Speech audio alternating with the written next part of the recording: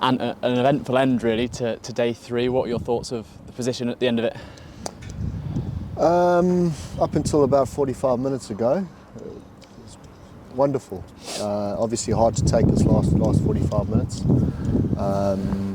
However, the game's live. Yeah. Often with pitches that are obviously 8 or 9 days old, the game can accelerate. So the reality is we're 200 runs ahead on the last day. So game on. It's going to be a good game of cricket tomorrow.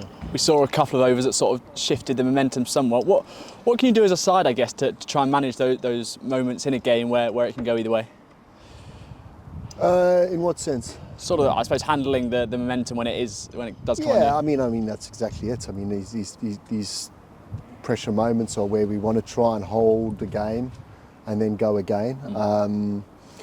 The reality is, these little mini collapses, it's a second game in a row now, so it's something that we have to address. It's something that we do talk about, but also you don't want that to consume yourself. You've got to give credit to Smith there. I thought he bowled an excellent over or 2 and put us really under the pump there.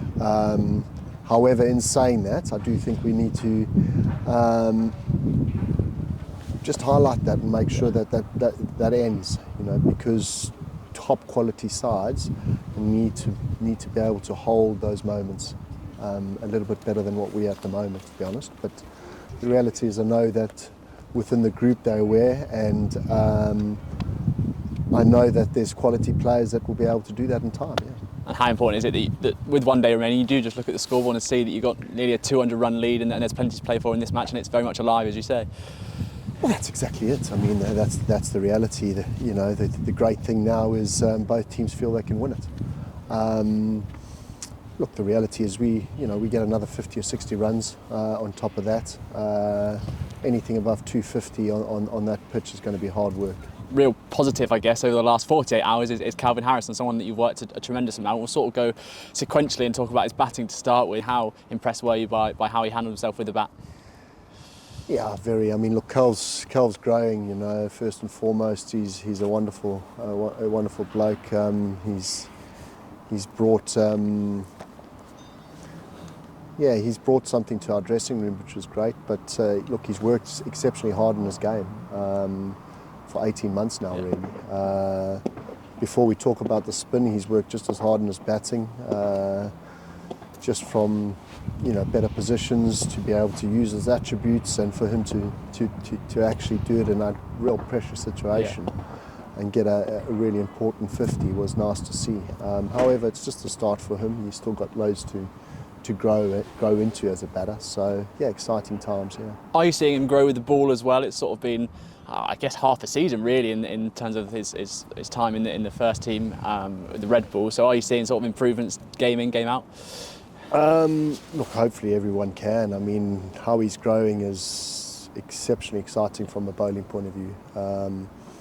He's been a pleasure to work with, absolute dream to coach. He gets it. I remember the first time he came, and when we first signed him, he had a little session with me at Derby. This must have been 2-3 years ago, and just everything from connecting with how his timings can work for him to create more weapons has there now come to what we saw today. You're starting to see someone who he's a real threat now.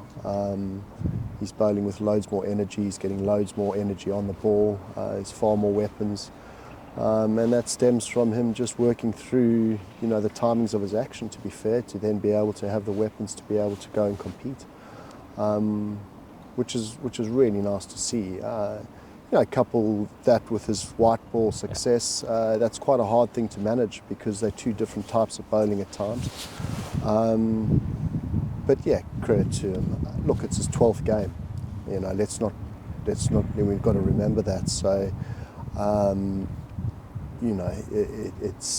it's exciting times, and as long as he keeps, which he will, keeps his head in the game and keeps working hard on the things that he is working on, it's going to be a real exciting future for him. And an interesting one as well to have 2 spinners in this side in April, with Liam obviously reintroduced. What have you made of the way those 2 spinners will work together this game, and the way that Hasib has managed them as well?